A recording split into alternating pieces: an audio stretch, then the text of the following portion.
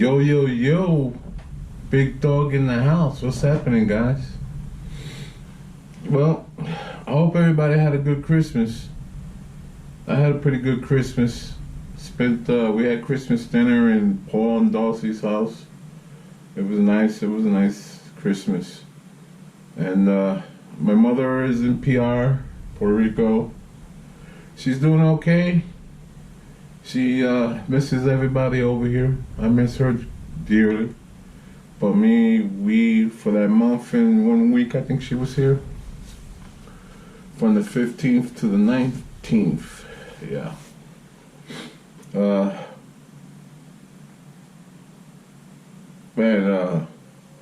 Yeah, it was a good time for my mom's. We talked things that I didn't know went on in the family years ago, things that surprised me. I'm like, okay, learning new stuff. Well, anyway, I went to my doctor. I went to see the surgeon yesterday. Everything looks good. Everything looks good for launch. I recorded him explaining to me the procedure, what's going to go on, so I have a little thing on that. Besides that, Foxy is good. She's outside somewhere. Everything is good so far. Things are looking good. On the 23rd, I go get a stress test. So they require me to go get a stress test. That's to check my heart. Make sure I could live the operation. You know, that's not a walk in the park. But I'm gonna show the clip on what the doctor was explaining to me. And your tumor. Let's see. I'll probably use this one here. So let's say your tumor is in here, and well, actually, let's draw it up in here a little more, okay? And the things that we look at is, some of these major blood vessels, whether it's involved. Right. And the ones we usually are looking at are these two right here. So this is the SMV and the SMA, so superior mesenteric vein, superior mesenteric artery. Those are really important blood vessels because they supply the bowel, okay? And sometimes the tumor will be kind of in this area here, and I'll just kind of pinch these two, and then they're unresectable. But on your CAT scan, when I look at this vein right here, this purple one, all the way here, I don't see it pushing on it, okay? It could be close to it, but I don't see it squeezing it, okay? Okay. Which is the most common reason that someone's not resectable, okay? The other one is this one here, the SMA, and this has a bunch of branches going to your intestines, and if that's involved, and that's also saying usually the tumor will be in here or right in here, and it'll pinch on that. But I see a nice fat plane between this blood vessel and the tumor. Okay, so I think these two are okay, and the purple one behind here is okay. The one they're concerned about on the CT is the hepatic artery. Okay, so it's this one that goes to the liver, and it gives off a little branch here, which is fine. We always cut that little branch anyways. Okay.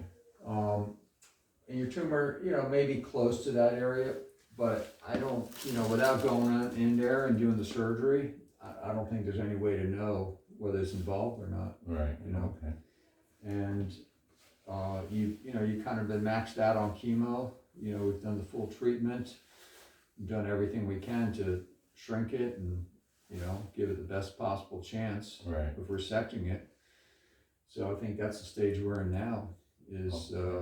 I would, there's no definitive reasons not to do surgery, because from what I see, there's no way to know until we get in there. Is this open? Yeah. Oh, okay. Yeah, it's an open, open procedure. There's no evidence that it's spread anywhere, Okay. you know, there's no other tumors on your liver or anywhere else. Your CA19-9 is pretty good, you know, looks like that's come down or responded to the chemo, and that's a marker for the cancer. Mm-hmm. Yeah, you're pretty good health, you know, so. Okay. It's a go. So that would be my recommendation, Okay. you know, that would give you the best chance of survival. Well, And so do you do the we Whipple go like? for it. Yeah, so this is the Whipple, so So the then procedure, you so the don't do that. procedure is that we, Caloric sparing?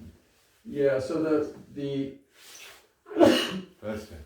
excuse me, the thing about, you know, pancreas, there's a lot of, you can see there's a lot going on in Yes, this area. it's It's involved. like being at an intersection, you It's know? like a little jigsaw puzzle there, huh? Yeah, so, so this is the part we wanna remove, this is the part we wanna keep. So what we do is we cut the pancreas there, and then we gotta cut the intestines here, and we gotta cut the intestines here, cause the duodenum, it just kinda wraps around the head of the pancreas, so you can't separate the two.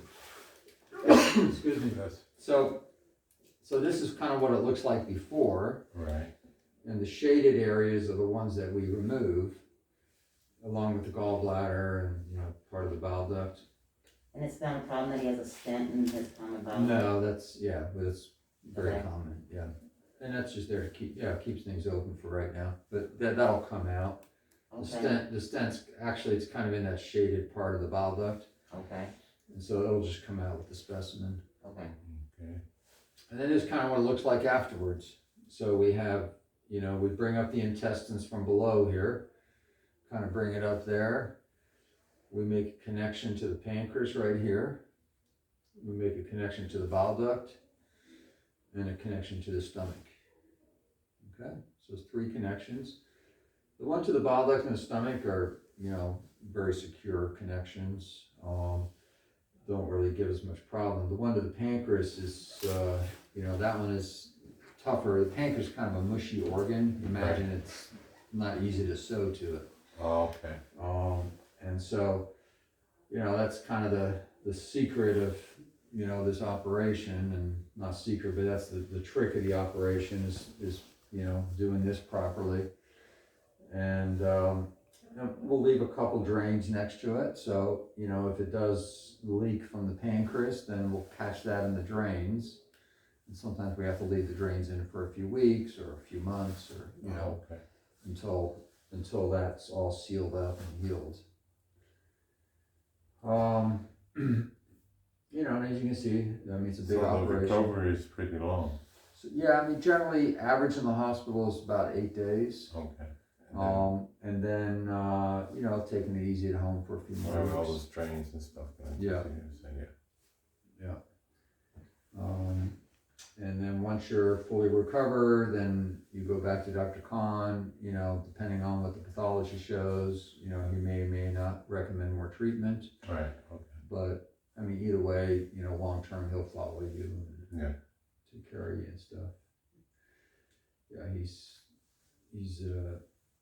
you know, he's very detailed on everything. Yes, he is. He's world class. He's really good oncologist. Yeah. Any questions you have about it? You know, in terms of risks, you know, you have risks of major surgery, the anesthesia, the bleeding, the blood clots, infections, the usual stuff.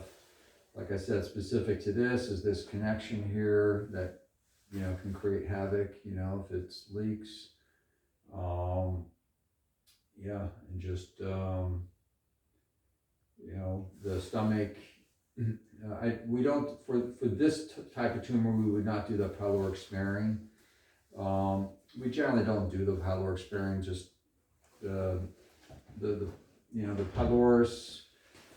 From what I read, it doesn't really make much difference on stomach emptying or function. Yeah, it's kind of a muscle at the end of the stomach, and so the problem when you leave it, every now and then, it doesn't empty it all for a really long time, and then you have to leave the NG tube in your stomach. Then you can't leave the hospital, and you know, so if you have what's called gastroparesis, which is where the stomach doesn't empty real well, you know, most of our patients, if they have that, then we can have them on IV nutrition and you can still go home. But if you keep the pylorus in place and the stomach can't empty at all, then you gotta stay in the hospital with a tube in your nose and in the stomach, and it's more of a problem. So So the majority of the time, you do it like that. yeah, and this tumor actually, because it's kind of a high riding tumor, you know, if it's down here, it's not, but see, you know, this is the duodenum that goes around like this, and then the pylorus is probably somewhere in here, and then here's the stomach. Yeah. And so the pylorus actually is fairly close to this tumor because it's kind of sits up a little higher, I think. So we'll divide the stomach here to just give it some more room from the tumor. So, and that's kind of our normal thing. So.